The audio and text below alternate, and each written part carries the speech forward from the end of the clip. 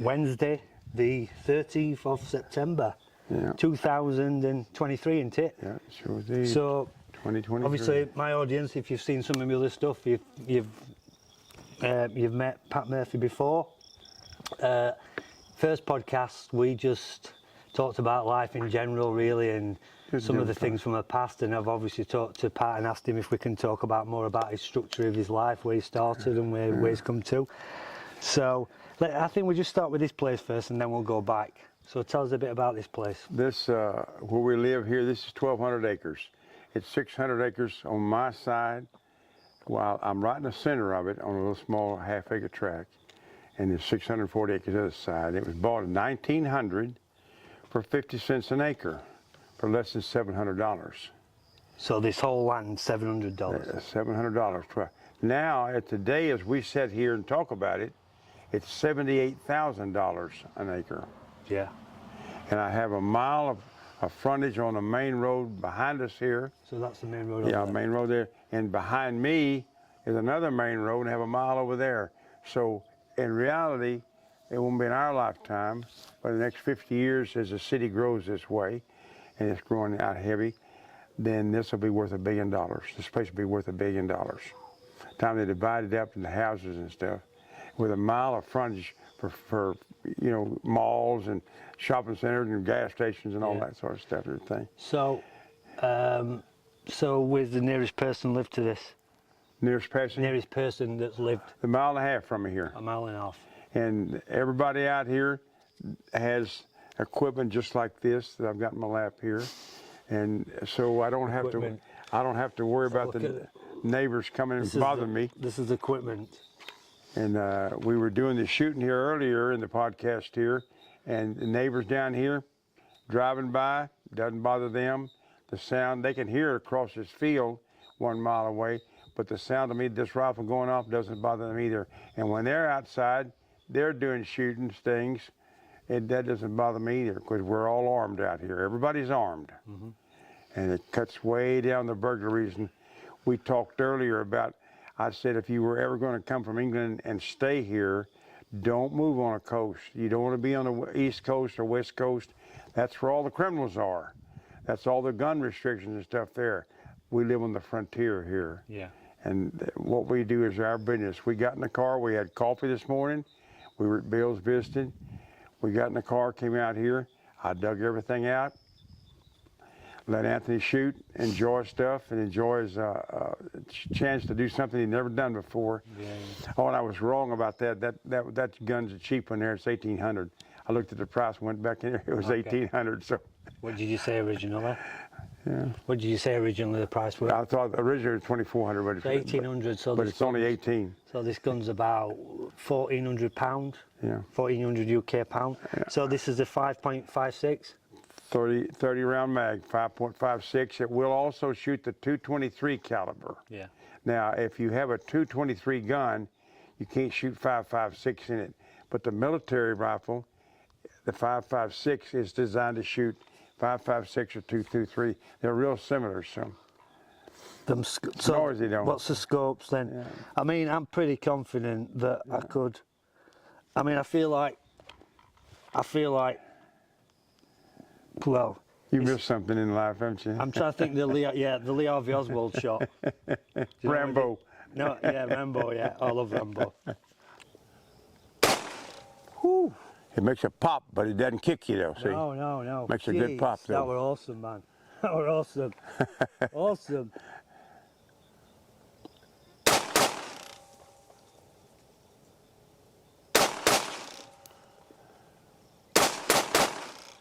Oh yeah. See the bullet holes appearing down there in that target? Yeah.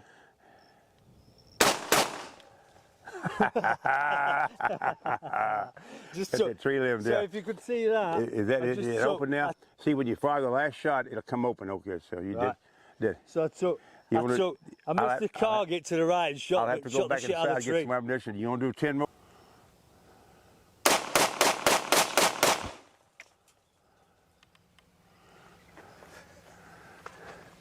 He's laughing because I had to shite all. You can't do that in England, can you? No.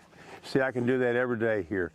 This is why living like this in this country, we're free people. We've done this shooting.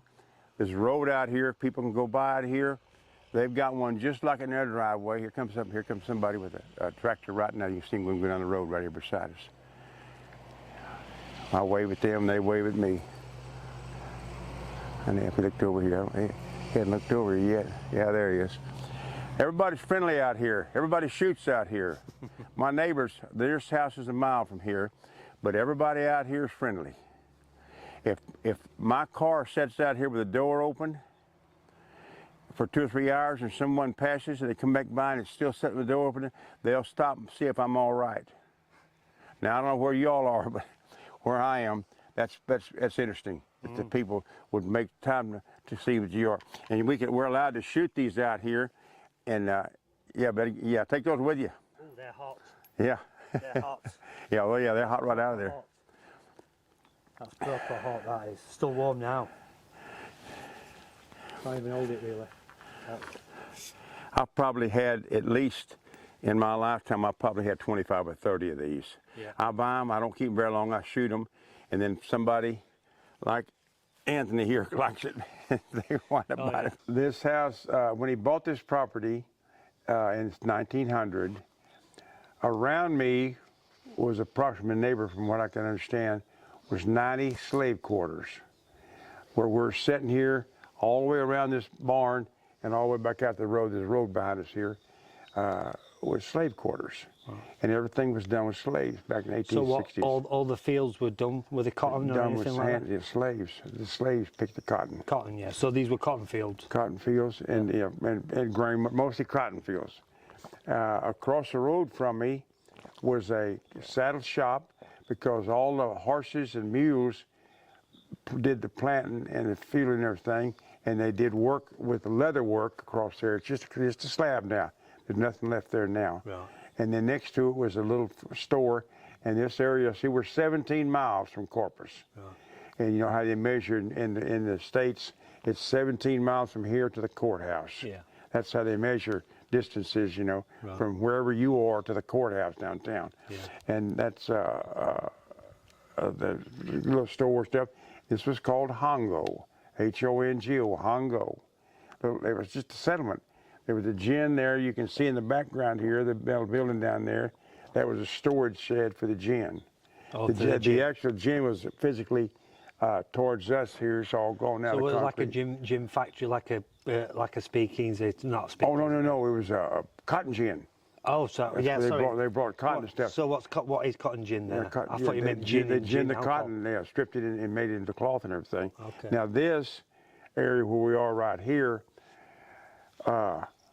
as it progressed, that they quit using the slaves, and they had a crew of Mexican people that lived here. I've seen some photographs from around 1920, 1925, when there was about 100 people lived here. And they lived in houses. They built some houses. They took the slave quarters down and built some houses, and the people that did the work, they lived in these houses around here. I found pocket knives and broken glass. You see all kind of stuff out here, because there were a lot of people lived out here. Yeah. A lot of people lived out here.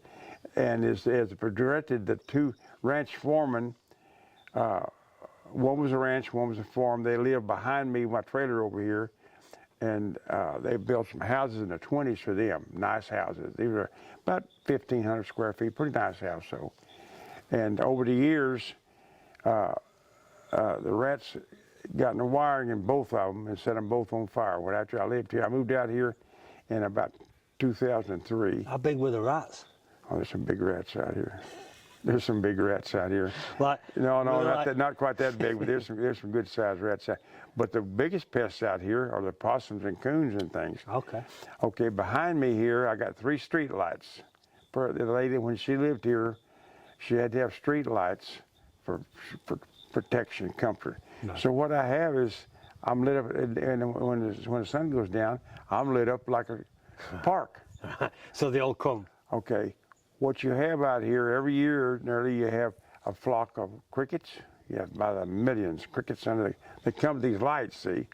Okay, you have crickets, and you have what they call June bugs, little brown June bugs by the millions too. Well, now the skunks, a skunk 5 miles from here can see that street light. Yeah. Now they know when they see that street light, there's going to be bugs under it. Right. So I have a flock of skunks that show up Like there. Jurassic Park. They spray my dog and make my life miserable and It's everything. like Jurassic Park down there. That's right. Yeah. But it's living out here. Each year they plant cotton on one side and grain over here. Yeah. Then the next year they put grain over here and cotton over here. They swap the crops back and forth. And of course, living here where I am in the middle of this 1,200 acres, I can be sitting there watching TV, and all of a sudden an airplane will come right over my trailer here, about 15 foot high. Yeah. I have an agreement with them. When I first moved out here, they asked me if I mind it because it saves them a lot of grief trying to dust the end of a field if they just come right over my house here real low. Right. The old lady that lived here for 50 years, she didn't like that. But it didn't bother me. Yeah. And I made a deal. I said, if you just tell him, don't come in my living room, he can come as low as he wants to and get the dusting done. So they come real low here. Yeah. I mean, you can be watching TV and all of a sudden you hear airplane. Room, I'm telling you. So what other animals have you seen that's come? I have coyotes here too. I have coyotes. Don't have any hogs here. Right. There's not enough brush for hogs. What you say? Coyotes. Okay, okay. Yeah.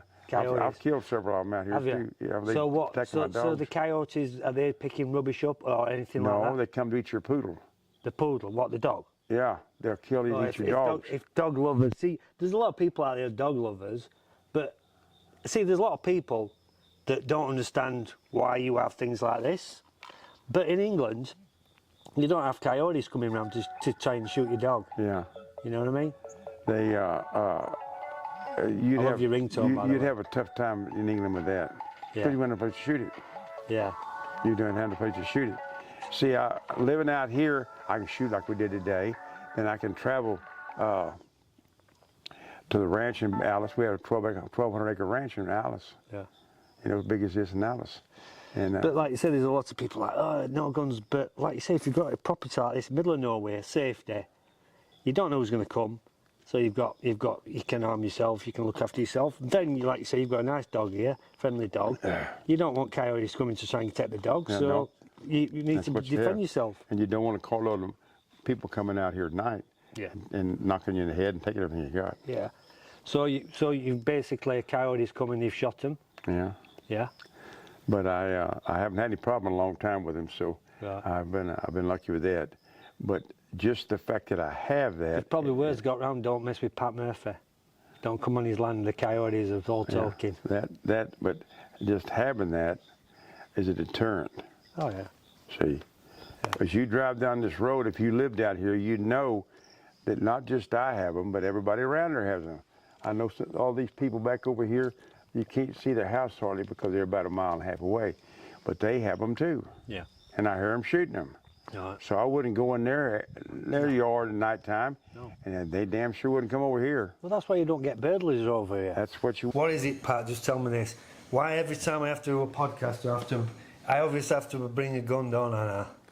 Because where you live, you're not allowed to have that gun. Yeah, I mean, does it look like I've got an obsession with guns now? And you're even closer to that gun because you shot that gun. Yeah. Give you So, the feeling of what it is to shoot a gun. This is the judge. That's the judge. Do you think that nowadays in Look at the America, long cylinder because it fits a shotgun. You know, I sit here every day, and I sit here with this right next to me every day because I never know. Come up that window there. I never know what's going to happen in this town. I never know what's going to happen. And it's a good neighborhood, but it's a expensive neighborhood. If anybody's and if people knew what my hobby is, they might come see me. And hang on to it.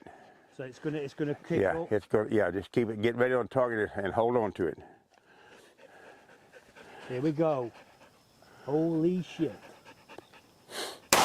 Oh shit. Cock it again. Yeah, this smell the gunpowder. This pistol here is a self-defense gun. If you miss them with it, they're not going to stay around to see how good a shot you are. They're going to get going. How far do you think that sprayed out from the You put a target? 30-inch pad on that target. We're going to look at it when you get through shooting. Go ahead and cock it again. You got 5 shots. There Here you we go. Here we go. Just lean forward into it and hold on to it. Dirty Harry, you're all right. Do you feel lucky, punk? Do you feel lucky?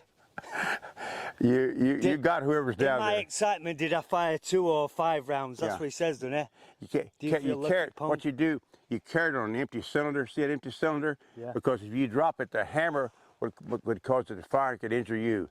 It's a 6-shot revolver, but you only have 5 rounds in it. Some serious kick-ass. So if I'm remaking Dirty As soon as Harry, you cock it, it's going to go again. Yeah. You're ready to go again. Dirty Harry, he's going to use Yeah, this. you're ready to go. You're right there. Right. Go ahead, punk. Make my day. I took the branch shot to the side. I know you're peppering that tree good too. Yeah. You got 2 more there. And it's So let's go back then. Let's go back. So where were you born? Austin, Texas. Okay. I'm 200 miles north of here. I thought you were going to say you were 200-year-old then. And I was raised, I've been raised around guns, and my dad started me with guns when I was about 5 years old. Yeah. I went hunting with him, Yeah. and I've had a passion for them. Yeah. And I've had thousands of them. So what was the first gun you owned then? I owned a 410 shotgun, single-shot shotgun. Okay. Actually, the first thing I owned was a BB gun. Okay. They bought me a BB gun to start with, but that wasn't. I could kill birds with it, but it wasn't dove gun. So how long did you live in Austin for? I was 6 years old. My dad transferred down here. My dad was a telephone man too, like I was for 40 years, and we moved here in '47 when I was 6 years old. Yeah. What from Austin to Corpus? We moved here. I can tell you how fun it was. My dad had bought a '32 Chevrolet, had a 6-cylinder engine, had plenty of horsepower. He cut the body off of it and left, and he built a wooden pickup bed back in the back. And we loaded all our stuff. We made a bunch of trips. But my brother and I sat back there with short pants on, no shirt, no shoes. Yeah. And we'd ride down the road 40 miles an hour. Yeah. So is that your brother who's a preacher?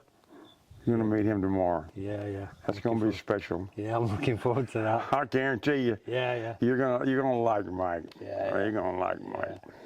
So you came down to Austin. So you went to all your schooling was in Austin. In Corpus. You I came down went to Corpus. the first grade there, and then we moved here. I went to several elementary schools. We moved around town. We just kind of renting houses those days, and then and we actually bought our first house in '50 over there where my brother lives now there over on Den Street.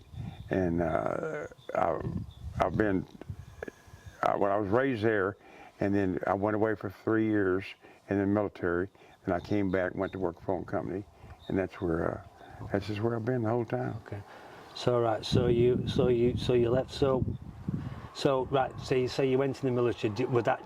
So you just wanted to go in the military from being young?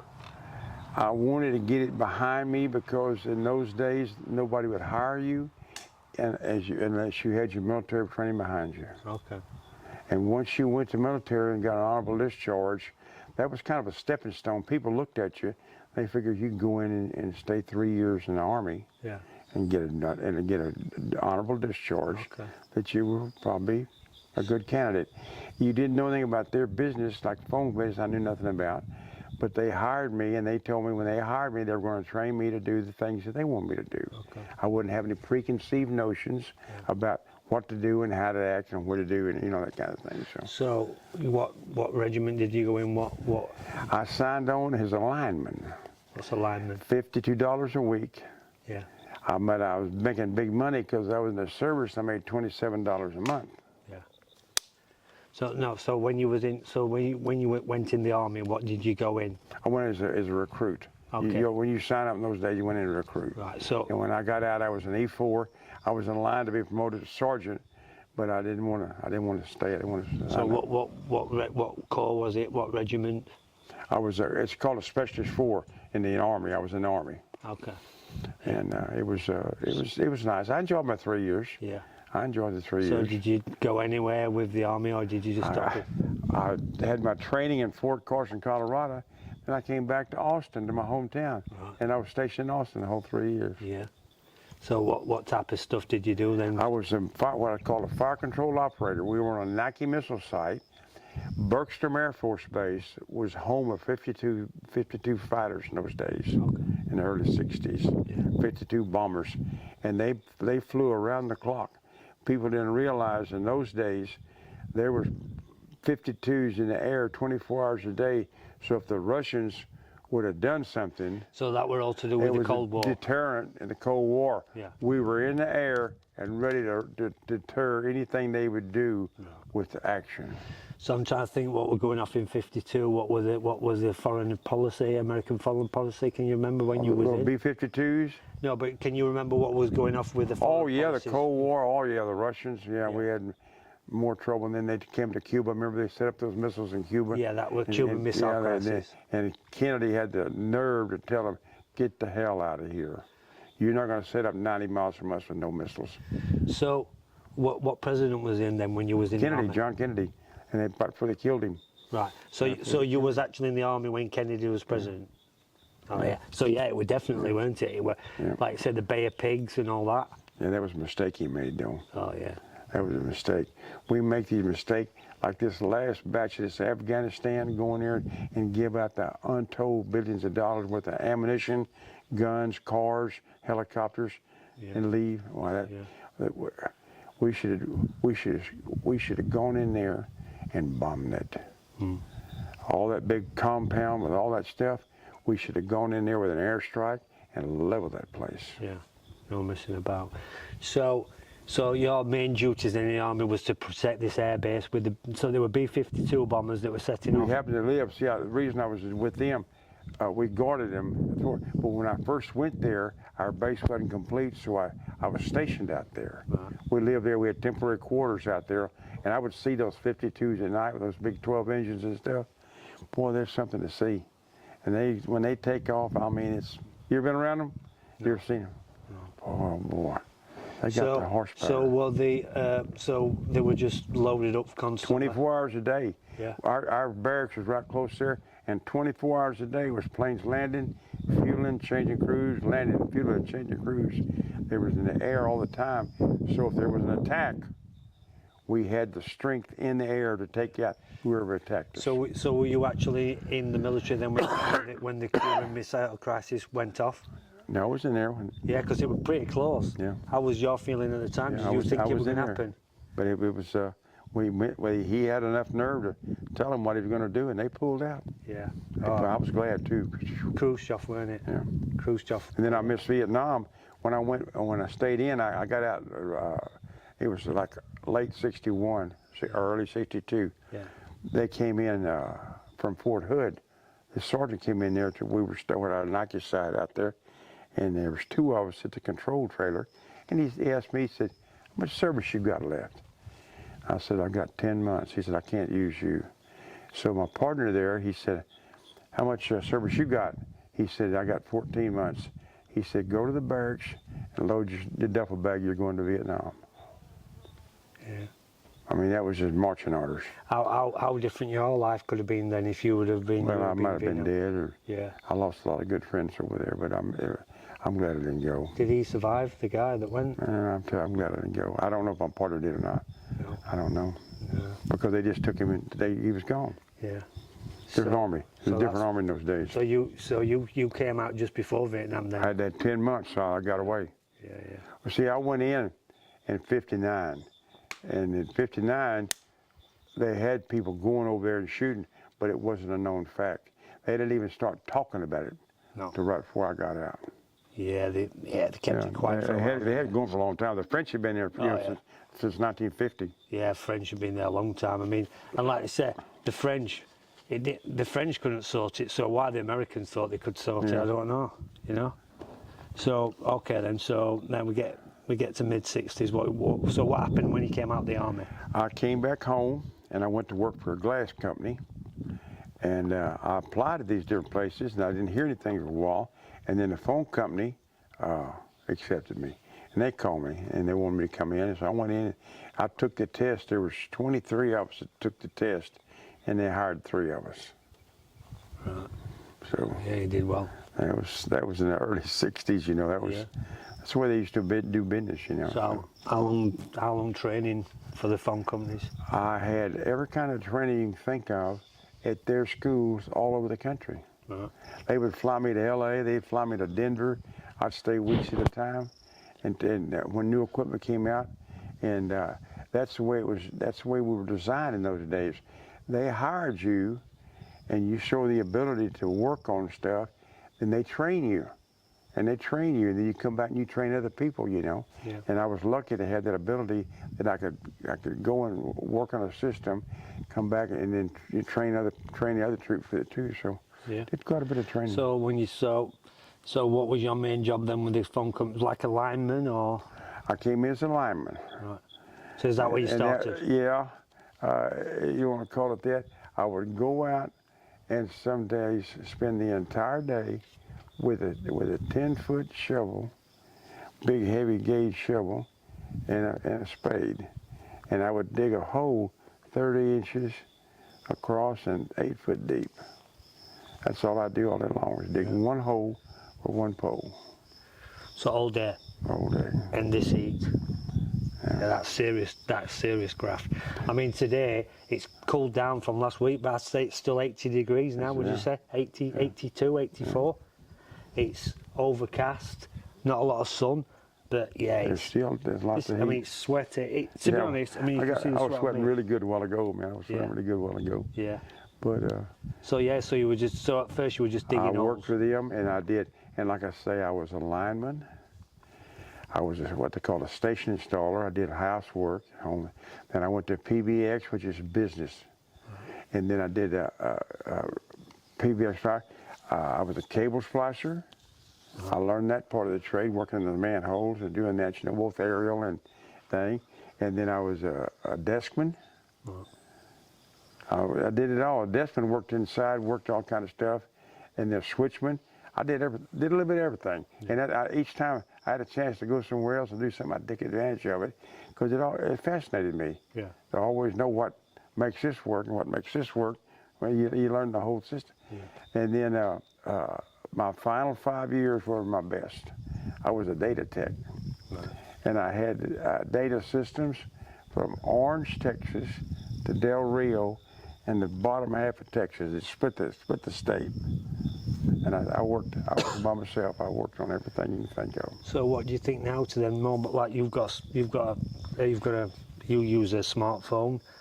What do you think now? I bet you can't believe how things have changed. Oh, it's crazy now. Yeah.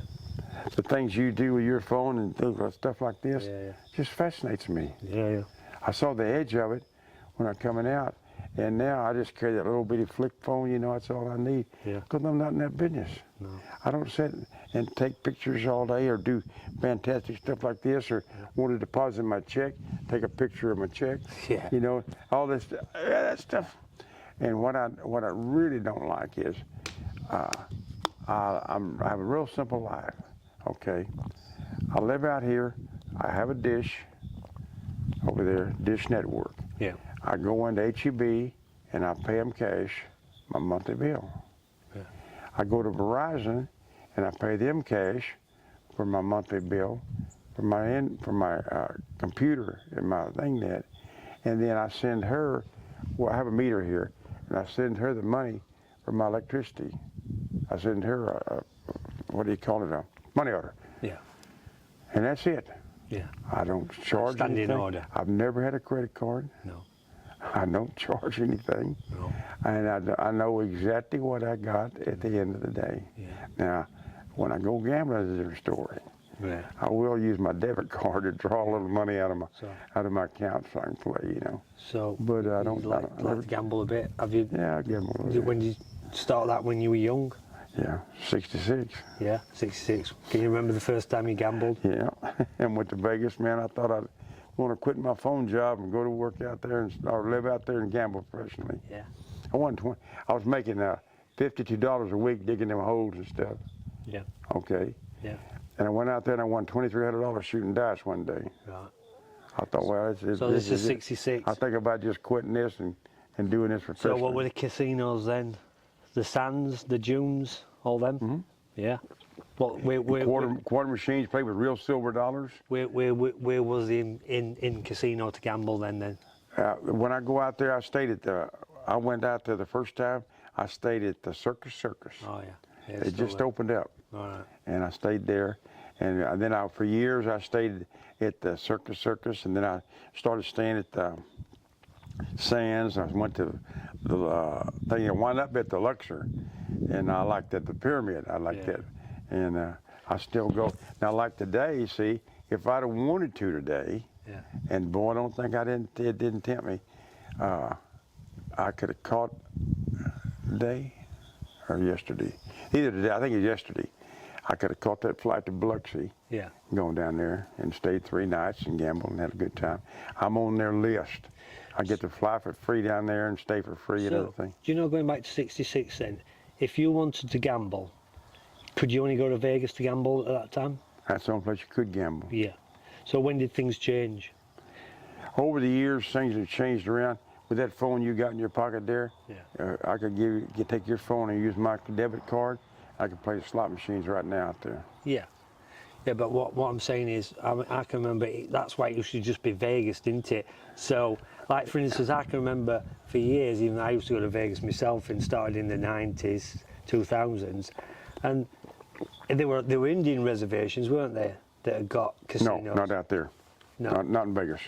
No, but do you know, so when the end of it... Oh, as the Indians started developing around, it changed everything. Oh. They're everywhere now. And I've been to a bunch of them too. Yeah. I've been to Windstar and 2 or 3 others, and down in Mississippi, there's places down there like Coshada. That's what tribe that has been done. So did the Indians find like a loophole because they own their own land? They own it, and they don't pay tax. Right. They're tax exempt. Right. So is it because it's the old Indian land that they've got their own, they can make their own laws? They can make their own rules, Right. and they don't pay taxes. Right. So when do you think the first Indian casino started? After the 60s? I'm trying to remember. Probably, I think it seemed like to me probably in the late 70s or early 80s, they started popping up everywhere. Yeah. I mean, the Indians caught on to that, and they just went